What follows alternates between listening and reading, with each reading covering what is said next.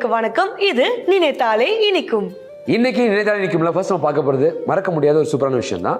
Deepshi, captain அப்படின்னு first உங்க மைண்டுக்கு யார் ஞாபகம் வருவா? நம்ம captain Vijayakanth sir. Yes, Vijayakanth sir வந்து ஆன் ஸ்கிரீன்ல வந்து ஒரு டீமை லீட் பண்றதெல்லாம் பார்த்திருப்போம். ஆனா ஆஃப் ஸ்கிரீன்ல மலேசியால ஒரு ஈவெண்ட்டுக்காக இங்க இருந்து ஆர்டிஸ்ட்லாம் கூட்டிட்டு போய் அங்க சூப்பரான ஷோ பண்ணாரு. அந்த ஷோல ஒரு அருமையான ஸ்பீச் கொடுத்திருப்பாரு. அந்த ஸ்பீச் என்னன்னு பார்க்கலாமா? இன்னைக்கு அண்ணன் சூப்பர் ஸ்டார் ரஜினிகாந்த்ல இருந்து உலக நாயகன் கமலஹாசன் இருந்து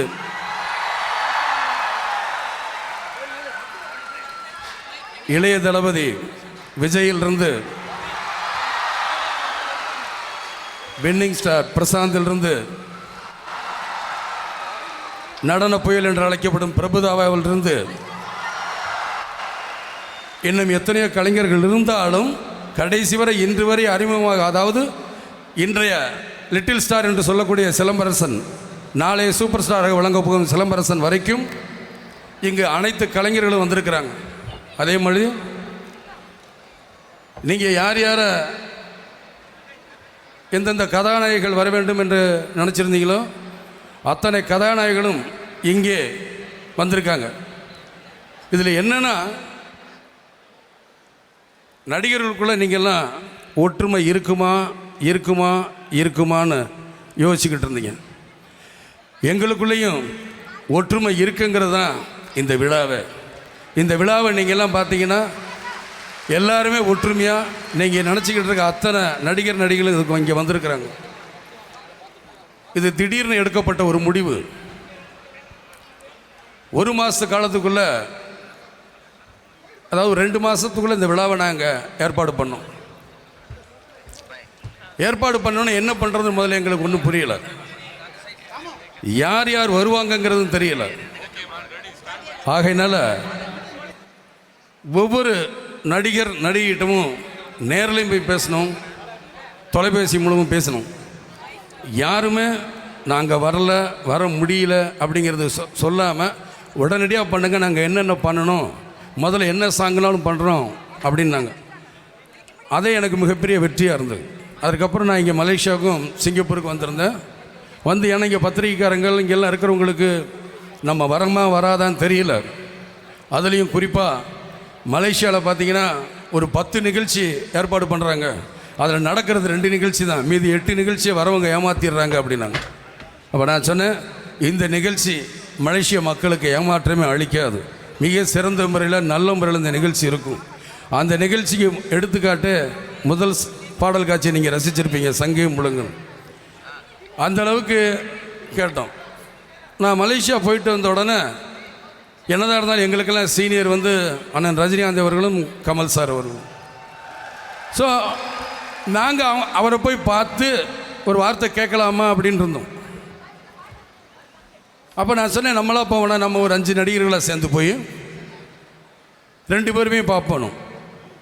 ஒவ்வொருத்தவங்க மனசில் ஒவ்வொரு கற்பனை, இவர் வருவாரா வரமாட்டாரா, வருவாரா வரமாட்டான்னு ஒவ்வொரு நடிகர்களுக்கும். ஆனால் எனக்கு மட்டும் நிச்சயமாக அவங்க வருவாங்கங்கிற நம்பிக்கை ஆரம்பத்துலேருந்து இருந்தது. அதை ரோஜா கம்பெனிஸ் காஜா கம்பெனி இந்த விழாவில் சிறப்பாக நடத்துகிறாரு. அவர்கிட்ட நான் சொல்லிக்கிட்டே இருந்தேன். மலேசியா சிங்கப்பூர் போயிட்டு வந்ததுக்கப்புறம் நான் வந்து ரஜினி சாரையும் கமல் சாரையும் பார்க்குறேன். போன உடனே அவர் படம் அன்றைக்கி தான் முடிய போகுதுன்னு நினைக்கிறேன். அதுக்கு முதல் நாள் நாங்கள் போன மறுநாள் தான் முடிஞ்சது. வந்தார், என்ன விஜய் என்ன அப்படின்னாரு. ஆனால் இந்த மாதிரி நம்ம ஒரு நிகழ்ச்சிக்கு போகிறோம், அவசியம் போகணுமான்னாரு. ஆமாண்ணே, ஓகே முடிவு பண்ணுவோம்.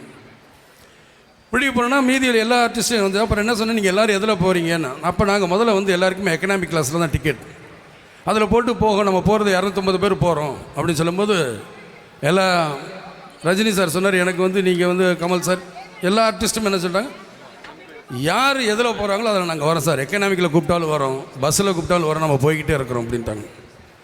அது எங்களுக்கு கேட்டோன்னே ரொம்ப ரொம்ப சந்தோஷமாக இருக்கும். முதல்ல எக்கனாமிக் டிக்கெட் போட்டு அங்கே போய் மலேசியன் ஏர்லைன்ஸில் விசாரித்து பார்த்தா நடிகர்களை பார்க்குறதுக்காக நிறைய டிக்கெட் எக்கனாமிக்கலி புக் பண்ணுறாங்க. பெரிய பெரிய கோடீஸ்வரங்களும் பெரிய பெரிய பணக்காரங்களும்.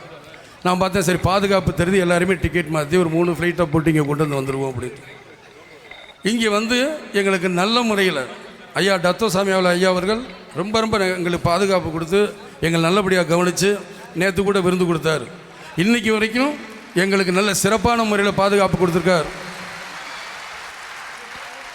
அதுதான் தமிழன். தமிழன் என்றைக்கும் எங்கேயும் அசைக்க முடியாத அந்த பற்று எப்பயுமே அவருக்குள்ளே இருந்துக்கிட்டு இருக்குங்கிறத எங்களுக்கு எடுத்துக்காட்டின ஒரு நிகழ்ச்சி தான் இது. அதே மாதிரி எங்களுக்கு நீங்கள் பார்த்தீங்கன்னா இந்த பாடல் காட்சி எப்படியாவது நல்லா சிறப்பாக பண்ணணுங்கிறதுக்காக என்ன பண்ணோம், இதை என்ன பண்ணலாம் அப்படிங்கும் போது படத்து தயாரிப்பாளர்தான் கேட்டோம், உங்கள் படத்தில் இருக்கிற சாங்குகள்லாம் நீங்கள் கொஞ்சம் கொடுக்கணும், அந்த ட்ரெஸ்ஸை கொடுத்து உதவினீங்கன்னா எங்களுக்கெல்லாம் ரொம்ப நல்லாயிருக்கும் அப்படின்னு. தாராளமாக எடுத்துருப்பாங்க, யாரும் அது வேண்டான்னு சொல்ல. உடனே எல்லா ட்ரெஸ்ஸும் எடுத்துருப்பாங்க, கதாநாயகி ட்ரெஸ்ஸு கதாநாயகன் ட்ரெஸ்ஸு எதனாலும் எடுத்துருப்பாங்கன்னு ரொம்ப சிறப்பாக சொன்னதை கேட்டு நாங்கள் ரொம்ப எல்லாருமே நெகிழ்ந்து போயிட்டோம். ஏன்னா இங்கே ஒரு 20 சாங் மொத்தம் 40 பேர் வந்திருக்கா. 40 பேருக்கு அடிக்கடி ட்ரெஸ் பார்த்தோம்னா எத்தனை ட்ரெஸ் போகணும். இதுக்கப்புறம் சிங்கப்பூரில் மாற்றணும், அத்தனைக்கும் அவங்க அந்த ட்ரெஸ்ஸு கொடுத்த நினச்சி நான் ரொம்ப சந்தோஷப்பட்டேன். இந்த சபைக்கு முன்னாடி எங்களுடைய தயாரிப்பாளர் சங்கத்துக்கு நான் நிச்சயமாக என்னுடைய நன்றியை நான் தெரிவிச்சுக்கிறேன். அதே மாதிரி இந்த ஒரு மாதத்துக்குள்ளே பார்த்தீங்கன்னா கலா மாஸ்டர் அவர்கள் ஷூட்டிங் 2 ஷூட்டிங் இருந்தது. இப்போ பிருந்தா மாஸ்டர் கூட தெலுங்கில் வந்து ஜெமினிங்கிற படத்தை தெலுங்கில் எடுத்துக்கிட்டு இருக்கிறாங்க. அப்போ அவங்க எல்லாருமே பேசுகிறாங்க, நீங்கள் வந்து பிருந்தா மாஸ்டர் அனுப்பணும். பிருந்தா மாஸ்டர்கிட்ட ஒரே வார்த்தை சொன்னேன், இது ஒரு பொதுவான ஒரு நிகழ்ச்சி, 2 இடத்துல தமிழ் மக்கள் வாழ்கிற நாட்டுக்கு நம்ம போகிறோம், அங்கே வந்து அவங்கள திருப்திப்படுத்தணும், நம்ம நிகழ்ச்சி சிறப்பாக இருக்கணும், நீங்கள் என்ன சொல்கிறீங்கன்னு சொன்னேன். அதை கேட்ட உடனே அவங்களும் படப்பிடிப்பை நிறுத்திட்டு 1 மாதமாக விடா முயற்சியாக நடன இயக்குனர் கலா மாஸ்டர் அவர்களும் பிருந்தா அவர்களும் அவருடைய சகோதரிகளும் ரொம்ப, ஏன்னா அவங்க செஞ்ச உதவியை என்ன கைமாறு பண்ணுறதுன்னு தெரியாது. ஏன்னா நாங்கள்லாம் நடிகர்கள், காலைல 7 மணிக்கு போனால் இல்லை 9 மணிக்கு போனால் 6 மணி வரைக்கும் ஷூட்டிங் இருக்குல்ல, நைட்டு 9 மணி வரைக்கும் இருக்கும். ஆனால் இவங்க நடிகர்களுக்காக காலையில் இருந்தே டான்ஸர்ஸ் அவங்களும் சேர்ந்து ஆடிட்டு நடிகர்களுக்கு 6 மணிக்கு மேலே நடிகர் சங்கத்தில் வந்து அந்த டான்ஸ் பயிற்சியெல்லாம் பண்ணாங்க. அதற்காக அவங்க எடுத்துக்கிட்ட முயற்சிக்கும் என்னுடைய நன்றியை சொல்லிக்கிறணும். ஒவ்வொருத்தங்களும் நான் இவங்க எடுத்துக்கிட்டிங்கன்னா இந்த நிகழ்ச்சி மேடை எல்லாமே அலங்காரம் பண்ணுறது, இந்த லைட்ஸு இதெல்லாம் அவங்க பார்த்துக்கிறது வந்து ரேடன் டிவி. அப்போ ராதிகா சரத்குமார் அவர்களுக்கும் இந்த சபையில் என்னுடைய நன்றியை தெரிவிச்சுக்கிறோம். இதெல்லாம் மீறி எங்களுக்கு மாபெரும் ஒத்துழைப்பு கொடுத்துக்கிட்டு இருக்காங்க சன் டிவி. அவங்க என்ன சார் உங்களுக்கு பண்ணணும், என்னென்ன மாதிரி விதத்தில் பண்ணணும் நீங்கள் சொல்லுங்கள், நாங்கள் எல்லாமே பண்ணித்தரோம். நடிகர் சங்கத்துக்காக நாங்கள் எதையும் பண்ண தயாராக இருக்கோன்னு சன் டிவியில் வந்து எங்களுக்கு அவ்வளவு தூரம், நீங்கள் இங்கே வர சொல்லலாம் வர சொல்கிறோம், எதுவுமே எல்லாமே ஃப்ரீ, எங்கேனாலும் நாங்கள் அனுப்புகிறோம், ட்ரெய்லர் மாதிரி கட் பண்ணி கொடுக்குறோம், எதுனாலும் செய்யுங்க. நடிகர் சங்கத்துக்காக நாங்கள் என்னென்ன பண்ணுவோம் எல்லாத்தையுமே செய்கிறேன்னு சொல்லி எங்களுக்கு மிகப்பெரிய உற்சாகத்தை கொடுத்த சன் டிவி அவர்களுக்கும் எங்கள் நன்றியை தெரிவித்துக்கொண்டு, நீங்கள் இந்த அளவுக்கு வரவேற்பு கொடுத்து எங்களையெல்லாம் மகிழ வச்சுக்கிட்டு இருக்கீங்க, அந்த மகிழ்ச்சியை நிச்சயமாக நாங்களும் உங்களுக்கு கொடுப்போம். ராக்கி, இப்ப சோஷியல் மீடியால ஒரு விஷயம் பரவலா பேசப்படுது, அது என்னன்னு தெரியுமா? நம்ம சூப்பர் ஸ்டார் ரஜினிகாந்த் சார் அவர்களும் நம்ம உலக நாயகன் கமல்ஹாசன் சார் அவர்களும் சேர்ந்து நடிக்க போறாங்களா? அப்படியா? ஆமா. ஆக்சுவலா வந்து இந்த ஃப்ரெண்ட்ஷிப் ஆரம்பிச்சது கிடையாது, இதெல்லாம் பல வருஷத்துக்கு முன்னாடி ஆரம்பிச்ச ஃப்ரெண்ட்ஷிப் தான். இவங்க 2 பேரும் மலேசியால ஒரு ஷோல வந்து பாத்தீங்க அப்படின்னா ஸ்டேஜ்ல வந்து சூப்பரான மெமரிஸ்லாம் ஷேர் பண்ணிருப்பாங்க. அந்த வீடியோ என்ன அப்படிங்கறத இப்ப பார்த்தோம். சார், நீங்கள் முன்ன வந்து ரஜினி சார் கூட சேர்ந்து ஒரு படம் ஆக்ட் பண்ணியிருக்கீங்க, அந்த மாதிரி இப்போ ஏன் சார் 2 பேரும் சேர்ந்து ஒரு படம் செய்ய மாட்டீங்க?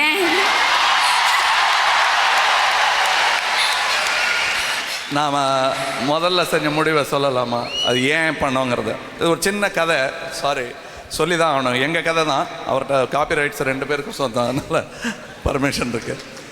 அதாவது நாங்கள் ஆரம்பத்தில் நடிச்சுக்கிட்டு இருந்த போது அவர் சொன்ன மாதிரி நான் கூட எதிர்பார்க்கலை, இந்த மாதிரிலாம் சம்பளம் வரும்னு எதிர்பார்க்கலை, இவ்வளோ புகழ் கிடைக்கும், இவ்வளோ அப்ளாஸ் கிடைக்கும், இந்த மாதிரி மேடைகளுக்கு வருவோன்னு 2 பேருமே எதிர்பார்க்கலை. இது நிஜம், இங்கே மேடை பணிவுக்காக சொல்ல. அன்றைக்கி இருந்த ரஜினிகாந்த் என்ற ஒரு புதுமுகமும் கமல்ஹாசன் என்ற புதுமுகமும் இதையெல்லாம் எதிர்பார்க்கவே இல்லை. திடீர்னு வந்தது, 2 பேரையும் போட்டு படங்கள் எடுத்தாங்க, வெற்றி பெற ஆரம்பித்தது. அப்புறம் எங்களுக்கு சம்பளம் கேட்கணும்னு ஒரு சின்ன ஆசை வந்தது, இவ்வளோ உழைக்கிறோமேன்னு.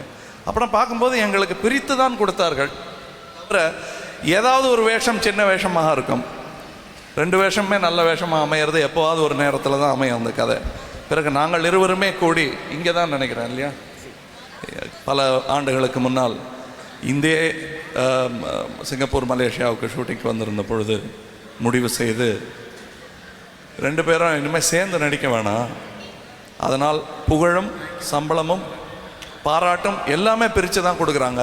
தனித்தனியாக 2 பேருக்குமே திறமை இருக்குது அப்படின்னு சொன்னபோது அவரும் நண்பராக பெருந்தன்மையுடன் அதை ஒத்துக்கொண்டு தயாரிப்பாளர்கள்கிட்டையும் பேசி அப்பொழுது பிரிந்த படத்தில் 2 சில்வர் ஜூபிலிகள் வந்தன. ஒன்று கல்யாண்ராமன், இன்னொரு 6லிருந்து 60 வரை. ஒரே தயாரிப்பாளருக்கு ஒரு படம் செய்வதாக இருந்தது, அவருக்கு 2 படம் செய்து கொடுத்தோம்.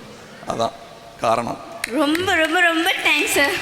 முத்து படத்துக்கு பிறகு உங்களுக்கு ஜப்பானில் ஏராளம் ஃபேன்ஸ். ஸோ அதனால் பாபா படத்துக்கு ஜப்பனீஸ் ஆக்ட்ரஸ் ஒருத்தர் எடுத்து வந்து உங்கள் படத்தில் நடிக்க சொல்கிறீங்க. அதே மாதிரி தானே உங்களுக்கு மலேசியாவில் ஏராளம் ஃப்ரெண்ட்ஸ் இருப்பாங்க.